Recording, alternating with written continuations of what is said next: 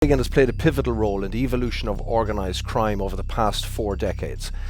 But he also has the rare distinction of being the most notorious and hated gangster in Irish history. The ruthless godfather who ruled gangland through violence and fear is credited with ushering in a new era of organised crime when he pioneered the modern narcotics trade as we know it today. And in the process, he inspired a new generation of criminals who have wreaked havoc on the streets ever since. As the head of the country's most powerful drugs cartel, Gilligan thought himself untouchable and above the law, until he crossed the line and ordered the execution of our colleague Veronica Guerin in a brutal bid to protect his evil empire.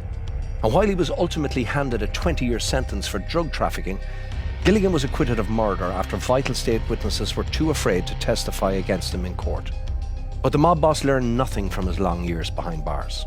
On his release from prison, he continued to be involved in organised crime, resulting in an assassination attempt and his recent arrest in Spain as the leader of a gang involved in trafficking drugs and guns. He was 24, young enough to dream, old enough to know exactly what he was doing.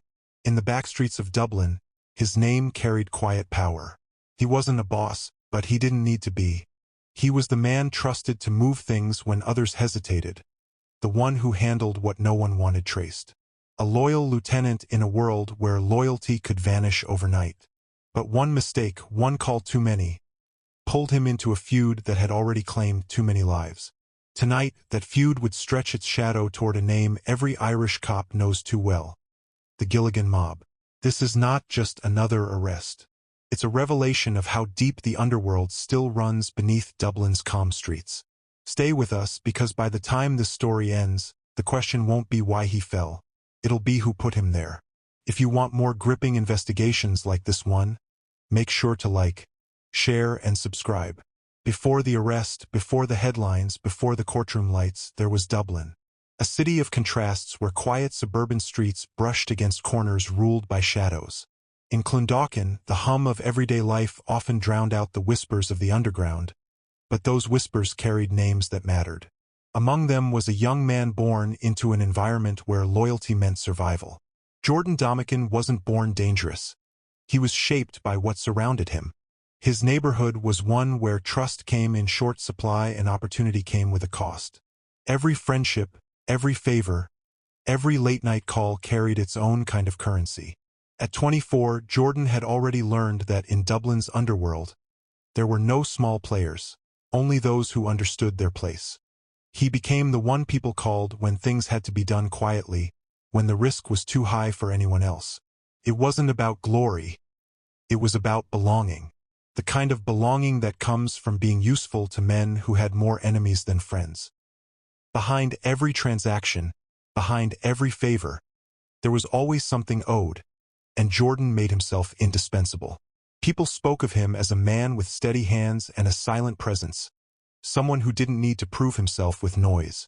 That was what made him valuable and dangerous. The gang he worked for operated like a family bound not by blood but by necessity. They controlled parts of West Dublin where feuds were passed down like heirlooms, and grudges lasted longer than peace treaties. It wasn't just about money, it was about dominance. The Gilligan mob, once the untouchable name of Ireland's criminal past, was now more of a legacy, one that other gangs either wanted to honor or destroy. Jordan found himself in the middle of that legacy without ever asking for it. He wasn't in the spotlight, but he was close enough to feel its heat. Every car he arranged, every meeting he brokered, and every call he made pulled him deeper into something larger than himself.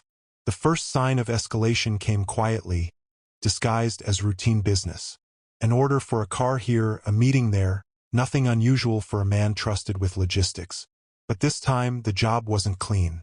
The car he helped procure would later be tied to an arson attack, a message written not in ink but in fire. That night marked the shift from loyalty to liability. And yet, Jordan didn't run. Maybe he thought he was untouchable, or maybe he believed that silence would protect him. Either way, the fuse had already been lit. As Dublin slept, its streets prepared for another round in a feud that refused to die. And the question now wasn't whether the city would burn again. It was who would light the next match. The city was tense long before the first explosion. In the weeks that followed the arson, retaliation became a rhythm, not an exception. A car was torched on one street, and the next night, gunfire echoed in another. Fear crept into the homes of ordinary people who had nothing to do with the feud but lived close enough to feel it. Police reports described targeted acts, but everyone knew these were messages, warnings wrapped in violence. The feud had taken a new shape, spilling into quiet neighborhoods where children once played after school. Behind it all, names whispered in pubs and alleys painted a map of alliances that stretched farther than the city itself. Investigators soon linked two events that would define the case: an arson that destroyed evidence of a debt, and a shooting that left a rival bleeding on the curb. The car used in the fire had been purchased through a fake name but traced back to someone who, surprisingly, had no prior convictions: Jordan Domican. His name appeared in call logs connected to the night of the arson, and a message from his phone placed him near the industrial estate hours before the blaze. Another thread surfaced: a motorbike bought under false pretenses, later tied to a drive-by shooting that same month. Forensic teams recovered traces of accelerant and gloves discarded nearby, small pieces in a growing puzzle. Jordan's calm demeanor and lack of reaction during early questioning made detectives uneasy. He didn't break, didn't panic, just waited, as if convinced nothing could tie him directly. By now, more than one faction had joined the feud. Families connected to older criminal circles, some rumored to have ties to Gilligan's legacy, sought to reclaim lost ground. Others simply wanted revenge. The violence wasn't organized chaos anymore. It was strategic. Shots weren't fired without purpose. Safe houses were burned to force rivals into the open. Fear worked better than bullets, and whoever controlled that fear controlled the streets. Jordan's role evolved quietly in this ecosystem of violence. He was no longer the courier or coordinator. He was the middleman between orders and execution. The Gardaí believed he wasn't just helping. He was directing logistics for attacks without ever lifting a weapon. Still, as evidence piled up, the story grew murkier. Some claimed he was acting under threat. Others said he saw it as a way to climb the ranks. Witnesses refused to talk. CCTV footage vanished or was mysteriously corrupted. A pattern of intimidation spread through Domican, silencing those who knew too much. Even within his own circle, loyalties began to fracture. One name on the Garda's list disappeared altogether, rumored dead, possibly silenced for talking. For detectives, the case no longer revolved around proving Jordan's guilt alone.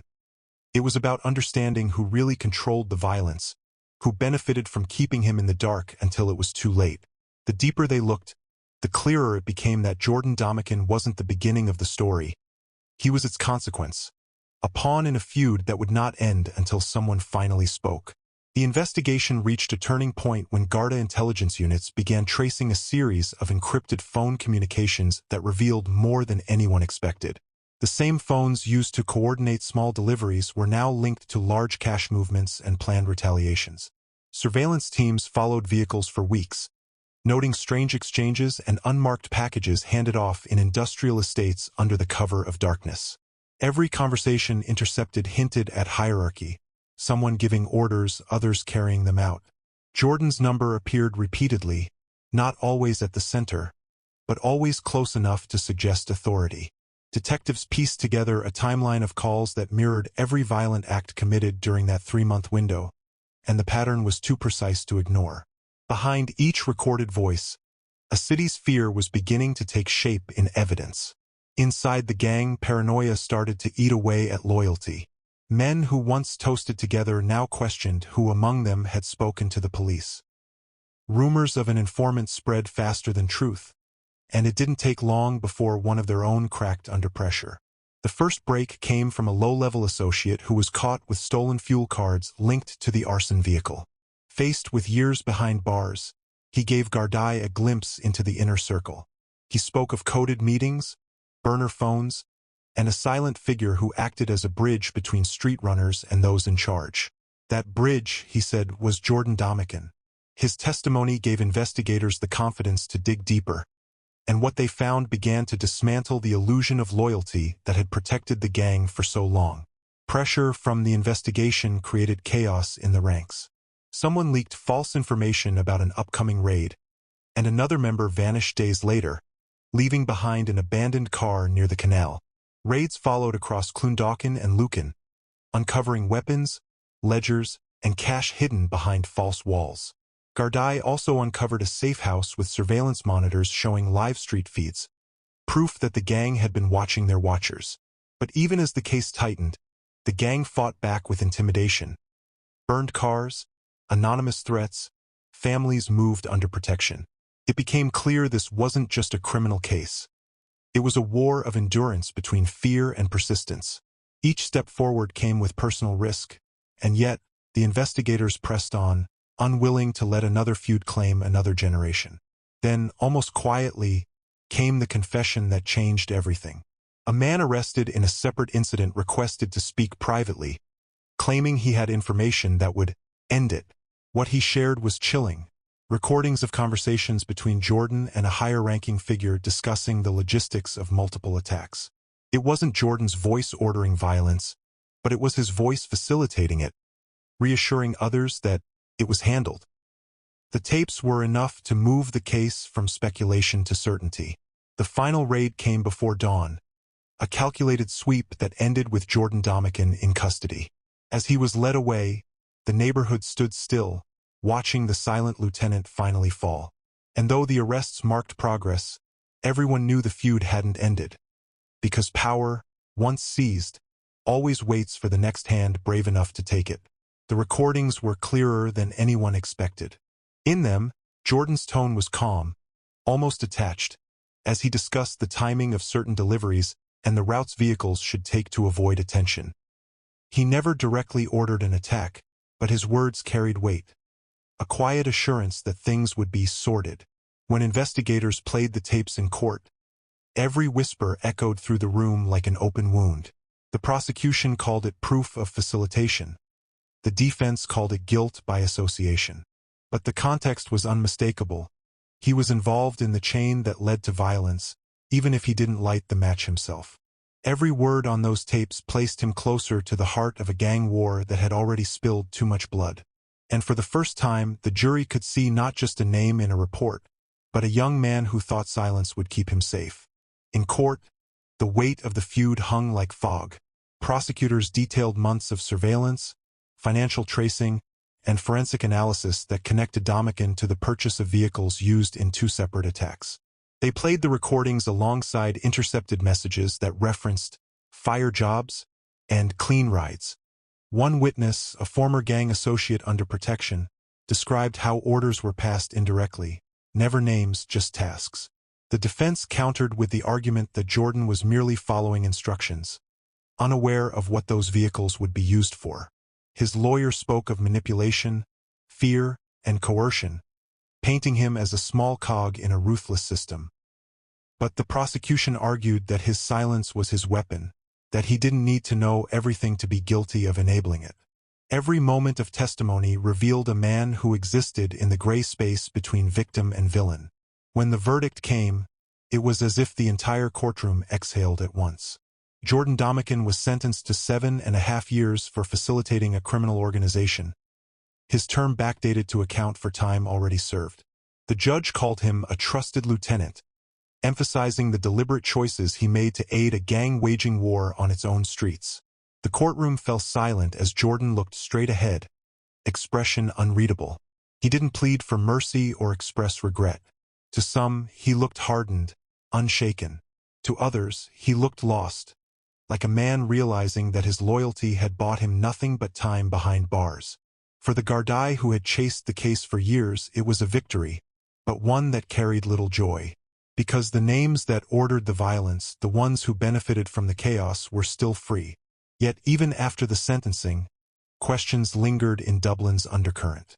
How many others were still in play? Who replaced him after his arrest? Within weeks of his conviction, the feud flared again. Burned-out cars, coded threats, fresh arrests. It was proof that the machine hadn't stopped. It had simply restructured itself. Some said Jordan took the fall to protect someone higher up. Others believed he finally understood how disposable loyalty was in that world.